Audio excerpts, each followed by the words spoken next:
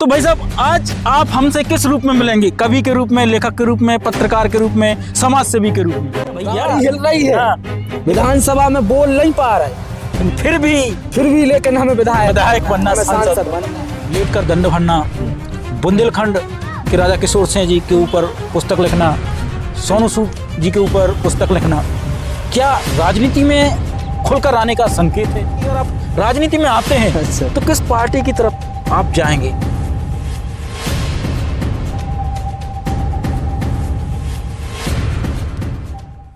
नमस्कार, मैं पुष्पेंद्र लोधी और साथियों, आज हम एक ऐसी शख्सियत से मिलाने वाले हैं जिन्हें हम कवि कहें, पत्रकार कहें, लेखक कहें या समाज सेवी कहें, ये सभी इनके नाम हैं। चंद्रभान सिंह लोधी, जो दमोह जिले में हर गांव में, हर गली गली में इनका नाम चलता है। अब इनकी उम्र तो कम है, लेकिन उम्र के हिसाब से देखें तो उनकी लोकप्रियता नहीं आंकी जा सकती। तो भाई साहब, आज आप हमसे किस रूप में मिलेंगे? कवि के रूप में, लेखक के रूप में, पत्रकार के रूप में, समाज सेवी के रूप में? मैं आपसे चंद्रभान के रूप में मिलूंगा। जैसे आपके सवाल होंगे मैं उस रूप में मिलूंगा जी। तो अभी आपका एक पुस्तक जो आपने लिखी है वो बुंदेलखंड में एक चर्चा का विषय बनी हुई है जी। तो उस पुस्तक के बारे में बताइए हमारे दर्शकों को। शेरे बुंदेलखंड जी। शेरे बुंदेलखंड राजा किशोर सिंह के जीवन पर, चरित्र पर है। और ये राजा किशोर सिंह को तो आपने शायद सुना ही होगा कि हिंडूरिया रियासत के राजा थे। 1857 क्रांति का युद्ध लड़ा था उन्होंने, तो उन्हीं के बारे में पुस्तक लिखी है, जो आप सबके कह सकते हैं कि सहयोग से या मदद से, आशीर्वाद से लोग खरीद रहे हैं, पढ़ रहे हैं जी। पुस्तक आपने लिखी, ये भी एक चर्चा का विषय है, लेकिन सबसे महत्वपूर्ण चर्चा का विषय ये बनी हुई है कि गांव का लड़का, मध्यम वर्ग से भी निचले वर्ग में जीवन जीने वाला लड़का मुख्यमंत्री के पास जाता है पुस्तक विमोचन कराने के लिए। ये कैसे संभव, किसके बारे में कुछ बताइए। क्या हुआ कि जब किताब मैंने 2020 में लिखी थी, कोरोना का कोरोना काल में जब लॉकडाउन चल रहा था, तो मैं जॉब करता था हैदराबादी टीवी में, तो उस समय मुझे समय मिल गया तो मैंने लिख दी। अब उसके बाद किन्हीं राजनीतिक के कारणों से वो किताब प्रकाशित नहीं हो पा रही थी, जिसका मुझे दुख है। फिर मैं भोपाल में था, मैंने किताब पब्लिश करवाई और अचानक से मैं सोच रहा था कि विमोचन किससे करवाऊं। तो मैंने सोचा कि मध्य प्रदेश में सबसे बड़ा तो सीएम ही होते हैं, यदि राजनीतिक तौर से देखा जाए तो अब सीएम के पास कैसे पहुंचा जाए। तो मैं, हमारे माननीय मंत्री जी हैं लखन पटेल जी, उनको मैंने फ़ोन लगाया। मैंने कहा कि 9 तारीख को था, 9 सितंबर, और पुस्तक विमोचन करवानी थी 10 सितंबर को। 10 सितंबर को इसलिए करवानी थी कि राजा किशोर सिंह की पुण्यतिथि थी। तो मैंने कहा कि सीएम साहब से मुझे किताब का विमोचन करवाना है, तो आपको जैसे भी बने, वो तो कल सीएम साहब से विमोचन होना है। उन्होंने कहा चलो देखता हूँ। उनका फ़ोन आया दूसरे दिन और सीएम साहब ने समय दे दिया। 5 मिनट की जगह उनने अपने शेड्यूल से समय निकाला। सबसे बड़ी बात ये थी कि उनने अपने शेड्यूल से निकाला और किताब का विमोचन कर दिया। बधाई थी, बस यही थी। तो मैं इसका श्रेय लखन पटेल जी को देना। एक 27-28 साल का लड़का डायरेक्ट पशुपालन मंत्री लखन पटेल को कॉल मिला देता है, कैसे संभव है? कैसे लोग पचाएं इस बात को? तो ऐसा था कि एक सपना देख लिया था कि मैं तो सीएम से करवाऊंगा, और पटेल साहब से हमारे रिश्ते अच्छे, तो मैंने उनसे कहा कि मुझे तो करवाना ही है, अब जैसे आप चाहें। तो लेकिन ये एक बात है कि बड़े लोगों के कोई प्रोटोकॉल होते हैं, लेकिन फिर भी मैंने सोचा और वो हो गया। उसके बाद में जनसंपर्क विभाग ने इस बात को डाला भी कि सीएम साहब ने विमोचन किया, और यही सब हुआ और लोग बड़ी तादाद में बधाई देने लगे। तो सपना था जो पूरा। राजा किशोर सिंह जी के बारे में कुछ बताएंगे? मैं सबसे बड़ी एक बात बताना चाहूँगा कि राजा किशोर सिंह के बारे में भ्रांति फैली थी कि उन्होंने आत्मसमर्पण किया था, लेकिन उन्होंने आत्मसमर्पण नहीं किया था। ये मुझे आनंदी दादा ने खुद बताया था, और आनंदी दादा को उनके दादाजी ने बताया था कि राजा किशोर सिंह लड़ते लड़ते गिरफ्तार हुए थे और उनको फांसी हुई थी। और मैं जब किताब लिख रहा था तो मैं इलाहाबाद गया था उनकी अस्थियों को, मतलब जो वो पंडे होते ना वो लिखा रहता है, तो मैं अस्थियाँ कि यदि ये शहीद नहीं हुए होंगे और इनको गांव वालों ने शहीद वो किया होगा, जलाया होगा, तो इनकी अस्थियाँ इलाहाबाद गई होंगी, और शहीद हुए होंगे अंग्रेजों ने अस्थियाँ नहीं दी होंगी, तो हो सकता है कि, तो ये बात सच निकली थी कि उनकी अस्थियाँ वहाँ नहीं गई थी, उनका नाम नहीं लिखा है, जबकि उनके परिवार वालों के नाम लिखे। शेर ए बुंदेलखंड, राजा किशोर सिंह जी, इनकी पुस्तक का नाम है शेर बुंदेलखंड। बुंदेलखंड अमेजोन पर उपलब्ध है। अमेजोन पर उपलब्ध है, आप भी मंगा सकते हैं। बिल्कुल मंगा सकते। तो ऐसा तो नहीं कि बुंदेलखंड के राजा हैं किशोर सिंह जी, तो एक राजनीतिक श्रेय आप लेना चाहते हो? नहीं नहीं नहीं, नहीं। मैंने रानी अवंतीबाई पर किताब लिखी है, तो ये तो अब हमारे यहाँ की नहीं है। दूसरी बात, मैंने एक ऐसे इंसान पर भी किताब लिख चुका हूँ, कुछ ही दिनों में प्रकाशित होने वाली, सोनू सूद, आप सभी जानते होंगे, मशहूर अभिनेता, उनकी जीवनी भी मैंने लिखी है, उनसे मेरी बात भी हुई है, कुछ दिनों में मैं मिलने वाला भी हूँ उनसे। तो ये कोई राजनीतिक श्रेय नहीं। अभी मैं भोपाल में एक BSTV नामक चैनल है, उसमें काम कर रहा हूँ, हमारा आजाद समाचार तो है ही। तो अभी आपने सोनू सूद के बारे में पुस्तक लिख दी है? हाँ। तो प्रकाशन नहीं हुआ? अभी नहीं हुआ। कब का प्लान है? बस इसी महीने, अगले महीने। तो डायरेक्ट सोनू सूद जी से मिलने जाएंगे? बात हो चुकी मेरी। बात हो चुकी है। उनके मैं घर पे रहा मोगा में। पसंद करती हैं कि आपके जो दोस्त साथी थे वो चुनाव जीत चुके हैं, जिला पंचायत सदस्य या बाकी अन्य साथी अन्य चुनाव जीत चुके, लेकिन अभी तक आपने कोई एक भी चुनाव नहीं लड़ा, तो आगे क्या प्लान है? कुछ राजनीति में आने का? और राजनीति का तो ऐसा है कि राजनीति बुरी तो है नहीं, राजनीति बुरी तो है नहीं। बाबा साहब ने कहा उसमें बुरे लोग हैं। हाँ, लोग भले ही बुरे हो जाते नहीं, लेकिन मुझे ऐसा लगता है कि लोग बुरे बाद में हो जाते, वे बाद में हो जाते, पहले नहीं होते हैं। पर भगवान ने चाहा तो हो सकता है आ जाए, अभी तो कोई प्लान नहीं है। कौन से चुनाव लड़ेंगे आप? अभी सरपंची का, जिला पंचायत सदस्य का, विधायक का? अभी तो तय नहीं किया, पैसा ही नहीं है। तो बिना पैसों के अपने यहाँ चुनाव होते नहीं। तो आपको भी लगता है कि बिना पैसे के चुनाव नहीं लड़ा जा सकता है? मैंने एक चुनाव करवाया है अच्छे से, एक जिला पंचायत का चुनाव करवाया अच्छे से, तो मैंने उसमें सीखा है कि बिना पैसों के चुनाव हो सकता है, लेकिन आप में क्षमता उस लेवल की होनी चाहिए। लेकिन आज फिर भी पैसा फिर भी लगता है जी। और एक और, अभी कुछ महीने पहले आपने एक आंदोलन किया था विस्थापन को लेकर, जिसमें आपको देखा गया था कि आप जमीन पर दंड भर रहे थे बिना कपड़ों के। तो उसके बारे में बताइए थोड़ा दर्शकों को कि ऐसे क्यों ना बताए कि भाई आपने हटकर ही एकदम आंदोलन कर दिया कि लेट कर ही जा रहे हैं कलेक्टर साहब के पास। बात ये थी कि जब हम मंदिर जाते हैं भगवान के यहाँ तो हम दंड भर के जाते हैं, क्योंकि इतनी हमारी श्रद्धा उनके प्रति होती है। दंड भरने का कारण ये था कि जब हम लोग विस्थापन का आंदोलन कर रहे थे तो हमारे लिए वो कलेक्टेड मंदिर थी, तो उसमें जो बैठा देवता था कलेक्टर, तो हम दंड भर कर इसलिए जा रहे थे कि माई बाप अब तो हम कुछ नहीं है, आप हमारे भगवान है और आप हमें बचाइए। उन लोगों को जो विस्थापित हो रहे हैं उन लोगों को मत भगाइए, क्योंकि आप जानवर पाल के यदि आदमी भगा रहे हो तो फिर क्या है। यदि ये अच्छा है तो फिर मुझे बुराई की परिभाषा बताइए।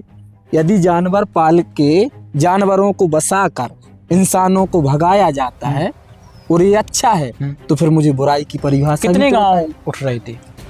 18-20 गाँव। 18-20 गाँव उठ रहे थे। हाँ, तो उस समय काफ़ी लोकप्रिय हुए लोगों के बीच में, जो सोचते हैं कि हमें अपना घर ना छोड़ना पड़े, हीरो बन गए उन लोगों के लिए, जो सोचते कि हमारे यहाँ दादा परदादा के नरा गड़े हुए हैं, हमें नहीं जाना कहीं। तो उन लोगों के लिए तो आप हीरो के रूप में सामने उभर कर आए थे। ऐसी तो कोई सोच नहीं थी कि मैं हीरो बनूं, लेकिन ये बात है कि मैं एक दिन की बात है, मैं लेटा हुआ था, एक्सीडेंट के कारण मैं बिस्तर पर था, तो अचानक से मुझे एक कॉल आता है कि उसी साइड से कि यार भाई साहब अब मैं सबसे हार चुका हूँ बोल बोल के, अब मैंने लास्ट कॉल आपको किया है कि विस्थापन का समय है, लोग यहाँ से भगाए जा रहे हैं, कुछ गांव खाली भी हो चुके हैं, क्या आप इसमें कुछ कर सकते हैं? हमने भैया अब हम चलने वाले नहीं है, अब हम आप क्या कर सकते? कैसे चलने वाले नहीं? मतलब हमारा एक्सीडेंट हो गया था तो हम बिस्तर पर थे, तो चल नहीं पा रहे थे। हमने भैया अब हम खुदा ही नहीं चल पा रहे हैं, तो हम कैसे हैं, आप कहाँ आ सकते हैं? लेकिन मैं आश्वासन देता हूँ आपको कि जिस दिन मैं खड़ा होऊंगा उस दिन सबसे पहले आपके यहाँ आऊंगा।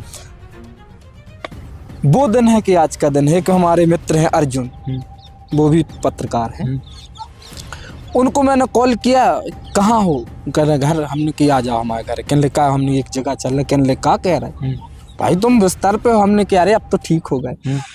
वो आए, 20-25 किलोमीटर उनका गांव है हमारे यहाँ से। वो आए और बाकर लिए थे, मैं बाकर से चलते थे, तो मैंने बाकर उठाई, चले गए। घर वाले सभी नाराज कि क्यों जा रहे हो ये वो। कि अब हमारा समय बिस्तर पर नहीं, अब मैं उन लोगों के बीच जाऊंगा जिनका बिस्तर अब बचने वाला नहीं। हाँ, गए वहाँ, पहली रैली करी, मैं थोड़ा थोड़ा ठीक होने लगा, बाकर छोड़ दी, लाठी से चलने लगा था और यात्रा की, आंदोलन कर दिया। शासन प्रशासन ने बात मानी, आज तक गांव खाली नहीं हुए, आप देख सकते हैं।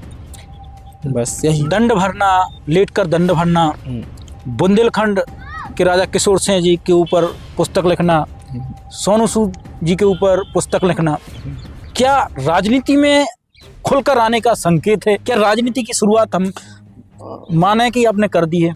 नहीं, देखो क्या है, साहित्य तो साहित्य, इतिहास तो इतिहास होता है, ये हमारी रुचि है। ये मैं बचपन से मैं शायरी, कविताएं, कहानियाँ लिखता आया हूँ। मैंने सोचा किताब लिख दूं, तो किताब भी लिखी, दूसरी किताब भी लिखी। भगवान की कृपा से आप लोगों ने मुझे पहचाना जाना और मैं इस काबिल बना कि आज आपके यहाँ साथ में बैठा हूँ, तो ये आप सबकी ही देन है। बाकी रहा राजनीति का सवाल, तो देखिए साहब कि मेरी नज़र में तो राजनीति बुरी नहीं है, और यदि ऊपर वाले ने उन लोगों ने चाहा तो बिल्कुल राजनीति में आएंगे। लेकिन वही मैं पिछली बार की तरह कह रहा हूँ कि अभी तो कोई प्लान नहीं।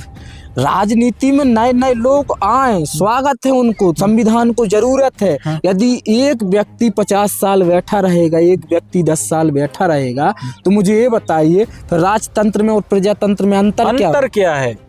तो मैं तो खुद चाहता हूँ कि आज पुष्पेंद्र जी आप आए, कल कोई और आए, नए युवा आना चाहिए। नए युवाओं की सोच अलग होती है। मैंने ऐसे नेता देखे हैं जिनकी उम्र ही कट गई राजनीति में, विधायक सांसद का चुनाव लड़ते तो देखिए है क्या भैया, हिल रही है।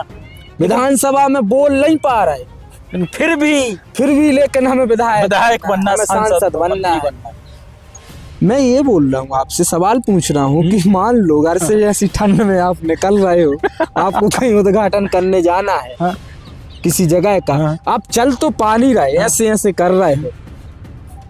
अरे भाई रिटायरमेंट का तो लोग चुनता कौन है? फिर उनको चुनता क्यों है लोग? हम और जाति के नाम, पैसा के नाम पर, वर्ग के नाम पर, धर्म के नाम पर, 2 रोटी 2 गोटी के नाम पर हम तो चुनते हैं। सबसे पहले तो हमें ये देखना चाहिए ना कि हम जाति के नाम पर लोगों को ना चुने, धर्म के नाम पर लोगों को ना चुने।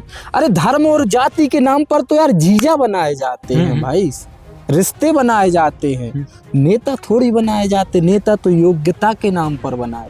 एक और देखा है कि समाज के बीच हमने कि लोग नेता के बेटे को नेता चुनना पसंद करते हैं। अगर कोई मजदूर का बेटा अगर आगे आता है, कोई चुनाव लड़ना चाहता है, तो उसको एकदम साइड में करते, लोग पसंद ही नहीं करते। उनको लगता है ये आ कौन गया, कहाँ से आ गया, वापस पटको इसको, फिर नेता का बेटा को लाएंगे। तो ये कहाँ तक मानसिकता सही है कि नेता का बेटा ही नेता बनेगा, मजदूर का बेटा, किसान का बेटा नेता नहीं बन सकता?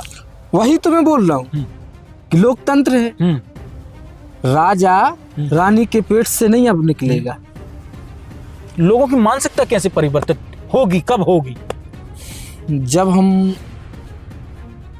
शिक्षित होंगे।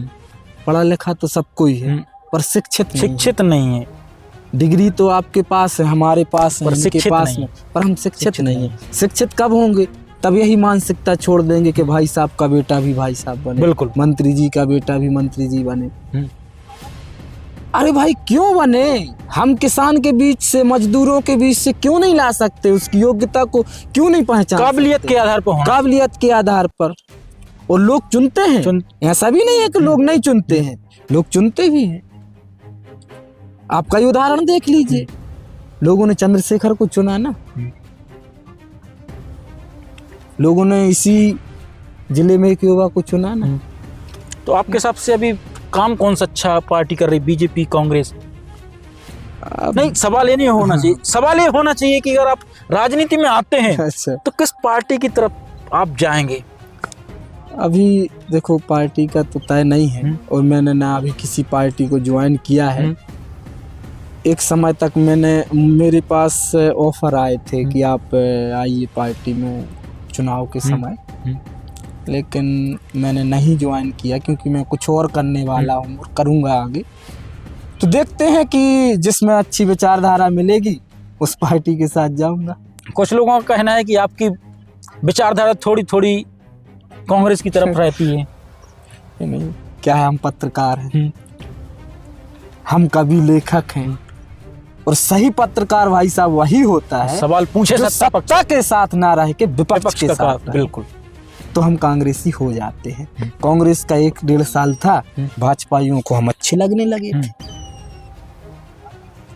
क्योंकि कांग्रेस की सत्ता थी तो हम भाजपाइयों को अच्छे लगने लगे थे। बीजेपी की है तो कांग्रेस को अच्छे लगते हैं, भाजपा को अच्छे नहीं लगते। तो ये है बस, और कुछ नहीं। सैलाना एक विधानसभा है, वहाँ के विधायक हैं कमलेश डोडियार।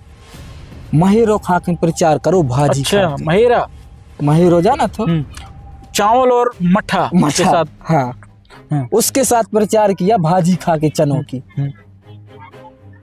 विधायक बना। तो उनके साथ अभी बात ये है, उसका मैंने उदाहरण इसलिए दिया, बात ये है कि हम कुछ भी कर सकते हैं। बिल्कुल, सिर्फ हमें करना आना चाहिए। बिल्कुल, हम जनता के बीच जाएं, हम चुनाव जीत सकते हैं। महाराजा चुनाव हार गए थे, सिंधिया जी बिल्कुल हारे थे ना लोकसभा का। क्यों हारे थे भाई? वो तो महाराजा है, लेकिन जनता ने हरा दिया। अटल जी चुनाव हारे थे, अंबेडकर जी को आज भगवान मानते ना अपन, वो भी तो 2-2 चुनाव हारे थे। तो ये जनता है, कुछ भी कर देगी, ये जनता है। जो लोग हमारे मोदी जी प्रधानमंत्री हैं, लेकिन लोकसभा के चुनाव में 1 लाख से जीतते हैं, पसीना आ जाता है। और हमारे जिले में हमारे सांसद राहुल सिंह जी 5 लाख से जीतते हैं, फिर एक ही पार्टी। बिल्कुल। तो ये जनता है भाई साहब, कुछ भी कर सकती है। बल्कि मोदी जी को तो 10 लाख से जीतना चाहिए था। राहुल गांधी जैसा बड़ा नेता, राहुल गांधी 3.5, हाँ वो भी हार जाते हैं और फिर उन्हीं को हरा देते हैं। बिल्कुल, कुछ भी हो सकता है, कुछ भी हो सकता है, राजनीति है। और कुछ कहना चाहेंगे आप हमारे दर्शकों से कि अब क्या धमाल मचाना चाहते हैं आप जवेरा विधानसभा में दमोह जिले? अरे नहीं, वो जवेरा कम है। तो अभी तो कोई राजनीति का प्लान नहीं है, लेकिन आने वाले समय में आप लोगों ने यदि कहा तो जरूर आ जाएगा। बिल्कुल, दिक्कत नहीं है।